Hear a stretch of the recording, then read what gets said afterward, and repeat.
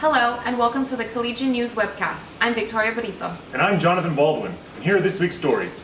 4 of 5 hopefuls in the race for Cameron County Clerk discussed their qualifications and goals during a 2014 Brownsville Candidate Forum held February 24th in the Student Union's Grand Salon.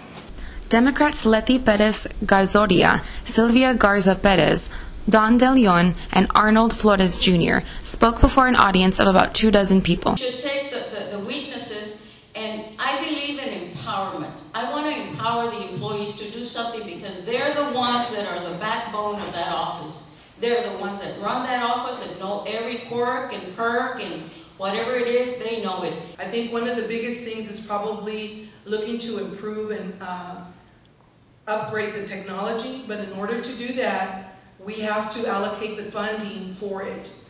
As many of you know right now, the county's budget is not based just on one particular office. It is based on the county commissioners and the county judge allocating and approving any budget that we want to run for, or we want to approve for the county judge, for the county clerk's office. What I can tell you is, the technology that we have is not where it needs to be. But in order to do that, we have to identify ways to get the money, the grants, and the funding to do that. Looking at all the technology that's out there and how other county clerk's offices run and how they run as far as efficiency and improvement, that's where I want to go. Also, the service as far as Cameron County, we're growing at a fast rate. People ask me all the day, well, in these rural areas, they don't have the same, they're not afforded the same services that we offer the other ones. Well, maybe we can extend the hours, you know? But we have to look at the budget. I mean, there's just funding for so much. This office and the duties prescribed for the county clerk are set forth by the legislature. I'm the only candidate that has legislative experience. I understand the legislative process. I know how to get things done in Austin. Secondly, I'm currently the Administrative Services Director for Cameron County. I oversee 3 departments, multi-million-dollar budgets, and over 50 employees. The county clerk's office is also a multi-million-dollar budget with about 55 employees. And I feel my work with the state and with the county has prepared me to best serve you as your next county clerk. George Kowalski, a Democrat also seeking election to the position, did not attend because of a conflict in his schedule, organizers said. Flores left after answering the first question due to a family emergency. The forum was sponsored by the UT Brownsville Center for Civic Engagement Project 100% and Associate Professor John A. Cook's Leadership Communication class. Candidates for the 357th State District Court Judgeship touted their qualifications during a 2014 Brownsville Candidate Forum held February the 24th in the Student Union's Grand Salon. Victoria Brito has the story.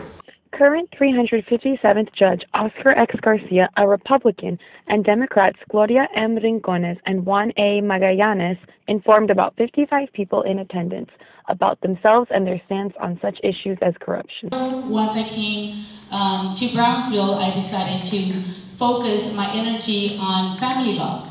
I have become board certified in family law.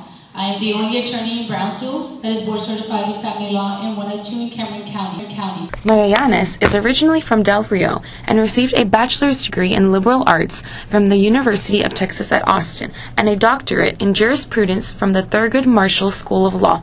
He has practiced law in the Rio Grande Valley for many years. I've had a passion for the law ever since I can remember, ever since Perry Mason came on TV, which was back in the early 60s. Well, I was part of one of the biggest verdicts in this valley when we took on many oil companies because they contaminated the water source in McAllen several years ago. It took us 12 years to litigate that case. 12 years. And we finally went to trial, and the trial lasted for 2 months. And at the end of the deal, at the end of the case, the jury agreed with our case and awarded over $100 million in that case. I have had successes like that over my career. Garcia was appointed to the judgeship by Texas Governor Rick Perry last year after the resignation of the previous judge. Garcia is a Brownsville native who graduated from Pace High School. He received his law degree from UT Austin. I was appointed last May by the governor of Texas over 20 other applicants. The governor was very well acquainted with our history of courthouse corruption. It's been in the papers almost on a weekly basis, and I'm proud to say, in almost 8 months, disposing over 1,100 cases, I have not put up with the corruption. And that's the single most important issue. Garcia has no opponent in the Republican primary. He will face the victor of the Democratic primary, Magallanes or Rincones, in November. The primary election is Tuesday. The forum was co-sponsored by Student Engagement, Healthy Communities of Brownsville, and Communication Chair and Associate Professor John A. Cook's Leadership Communication class, in collaboration with the Center for Civic Engagement's Project 100. For the Collegian News, I'm Victoria Brito. UT Brownsville gave Mexican celebrity Mariana Seoane the bienvenida Thursday during the Mr. Amigo celebration. Victoria Brito was there. UT Brownsville welcomes this year's Mr. Amigo, Mariana Seoane. Golf carts decorated with sombreros and loteria cards made their way from the main building to the Texas Southmost College Art Center, where Mr. Amigo 2013, Mariana Seoane, was welcomed with singing, dancing, and gifts. Parade participants didn't seem to mind the 50-degree weather. Members of various student organizations and UTB staff dressed in traditional Mexican outfits. The UTB drumline led the procession, immediately followed by Juliet V. Garcia, last year's Bougainvillean queen Ana Guerin Carretero, and Ozzy the Ocelot, who rocked the sombrero he wore. Spectators in the Art Center waited anxiously for Seoane. Pues me siento muy contenta, en verdad, así un recibimiento hermoso, es un tremendo honor formar parte de este gran homenaje, este amigo de sus 50 años, me siento muy halagada y sobre todo, qué orgullo por lo que representa y estrechar estos brazos entre Matamoros y Londres y que sea, la verdad, el único lugar en frontera donde se hace esto es para mí un honor. Gracias. Those of us who have been lucky enough to be raised in Brownsville know that as a holiday, the week of Charities or Sombrero Festival, Mr. Amigo ranks right up there with Christmas, Easter, and the 4th of July. This campus has been host to the Mr. Amigo celebration now for more than 25 years. Senior communication major and Collegian editor Clady Quesada took the stage to sing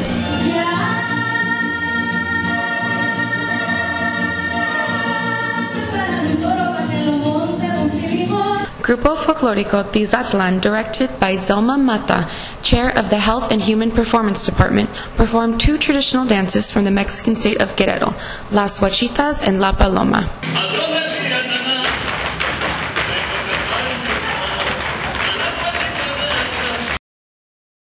Mariachi Ozelotitlan, directed by Fine Arts Associate Professor Antonio Briceño, performed Guadalajara.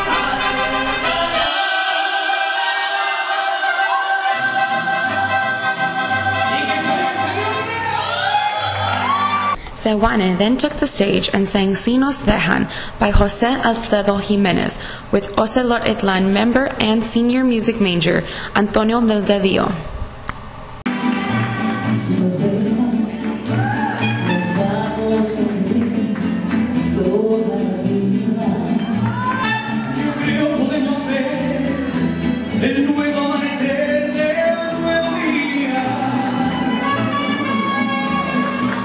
Maybeth Saldana said the celebration was awesome. I almost got to the autograph. I skipped 5 seats for nothing.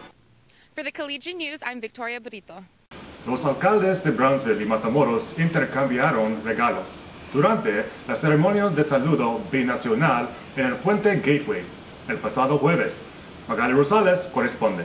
El alcalde de Brownsville, Tony Martínez, habló de la unión y similitudes entre las ciudades. Is really very wonderful to describe what we are. We're a binational, we're bicultural, we're bilingual. But the truth of the matter is that we're only one family. Aquí en esta frontera no hay frontera, simplemente hay lazos de amistad. Así es que el idioma que hablamos aquí es el idioma de amistad, de calor y de mucho amor y con todo corazón. Martínez y su esposa, Carla, le presentaron a la presidenta municipal de Matamoros, la licenciada Norma Leticia Salazar Vázquez, una placa y flores en agradecimiento por la amistad entre ambas municipalidades. En intercambio, Salazar Vázquez les obsequió a Martínez y a su esposa una corbata y rebozo típicos. Nuestro amigo 2013, la actriz, cantante y modelo mexicana Mariana Seoane, estuvo presente en la ceremonia, donde fue muy atenta con su público. En una entrevista con The Collegian, cuando se le preguntó a Seoane cómo se sentía por haber sido elegida como Mr. Amigos 2013, ella respondió: muy orgullosa del folclore de mi país, de esta unión y aunque somos diferentes países distintos, pero tenemos muchas cosas en común, costumbres diferentes, pero hay una hermandad y la frontera más hermosa donde realmente se celebra esto, pues es aquí, ¿no? Sí. Me siento muy orgullosa de formar parte de todo esto. También presente estaba el conductor Héctor Sandarti, quien fue elegido como el huésped distinguido de las fiestas mexicanas de Matamoros. La ceremonia cerró con los presentes en el estrado sosteniéndose de las manos, formando una cadena humana a través del puente, simbolizando un lazo de amistad entre dos ciudades distintas. Reportando para Noticias Collegian, Magali Rosales. UTB Student Health Services Counselor Leti Fierros Garza addressed the Senate, and American Marketing Association President Azalia Martinez clarified the club's donation request during last week's Student Government Association meeting. Anthony Cano has the details. The Student Government Association will consider a resolution granting funds to the American Marketing Association to host a local mixer of small businesses. Vice President of Social Media and Advertising, Azalia Martinez, clarified the funding request. There was a clear lack of communication between one of our members and who was being proposed. Martinez said, referring to the February 17th meeting when an AMA representative asked for $300 for the club, We basically just want to open up the community to start being a lot more social and involving students to go out in the community. SGA Vice President of Administration Alexandra Rodriguez told Martinez, Well, I first and foremost just want to thank you for clarifying, because last week there we were all going back and forth, wait, what, 150, 300? Okay, so thank you for coming back and clarifying that first, so it's very clear now. The Senate will vote on the resolution to donate $150 to the AMA at 1 p.m. in Cortez Hall 118. UTB Student Health Services Counselor Leti Fierros Garza addressed the Senate to promote this week's town hall meeting on underage drinking. Because we are going into spring break the very next week, what we did is we've got a collection of experts to talk about different topics about substance abuse or alcohol abuse. The town hall session will take place from 7 to 8 p.m. Tuesday in the Student Union's Grand Salon. The event will be moderated by Marilyn Woods, Chief of Staff for UTB President Juliet V. Garcia. The panel includes experts on alcohol abuse, mental health, the legal system, employment, law enforcement, and medicine. A representative from the Brownsville Public Utilities Board will discuss career consequences that go along with someone engaging in substance abuse. It's for the audience to ask questions about anything that they have that concerns underage drinking. That's our main focus. The first 100 students who attend and bring their UTB student ID will receive a $5 gift card from Subway.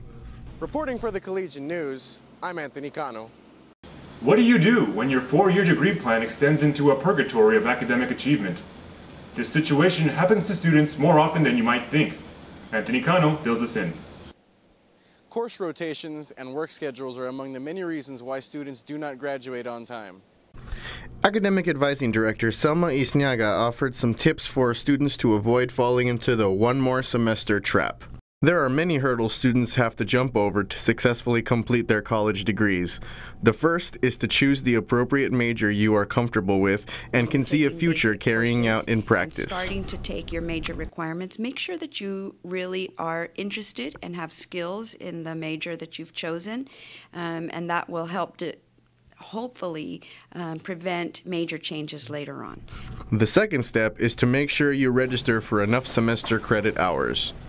Sometimes students coming straight out of high school are surprised by the amount of free time they have because it's not an 8 to 5 or an 8 to 4 scheduled day. A situation students frequently find themselves in with free time is to get a job to earn extra money. The next semester the schedule changes, and so suddenly they're like, well, I'm only going to take 6 hours this semester because I have to work. And so students historically start taking fewer hours and start working more hours. And a lot of our students contribute to their family incomes, and they may not have a choice. They may have to work.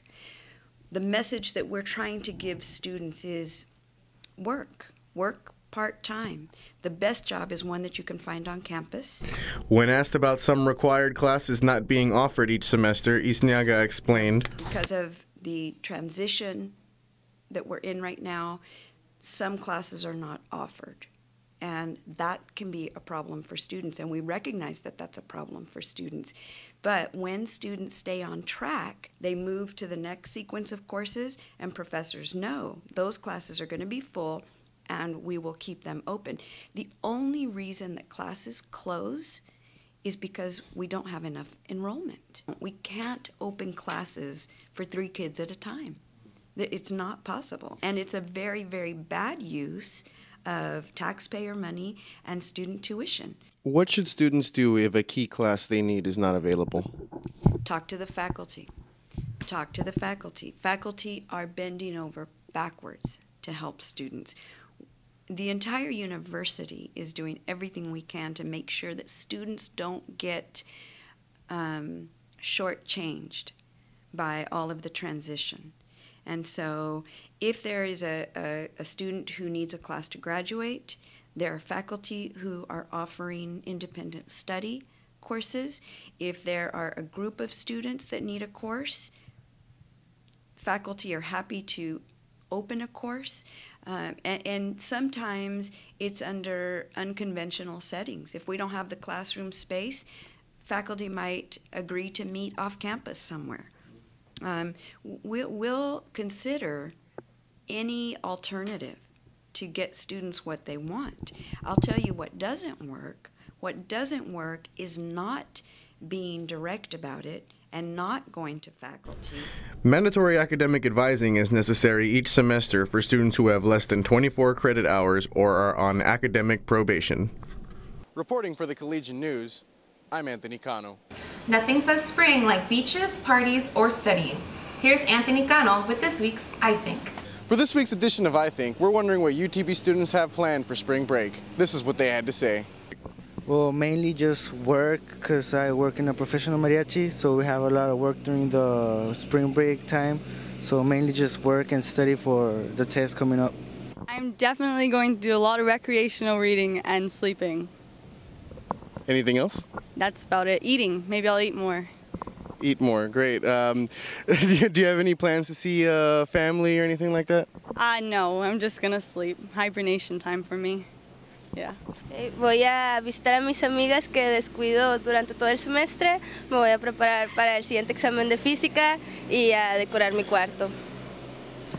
I'm probably going to go to the beach, with my family and my girlfriend. Probably stay out there for the weekend. Go to the beach, go to Sugarban, have a good time, barbecue, catch up some sun. That's pretty much it.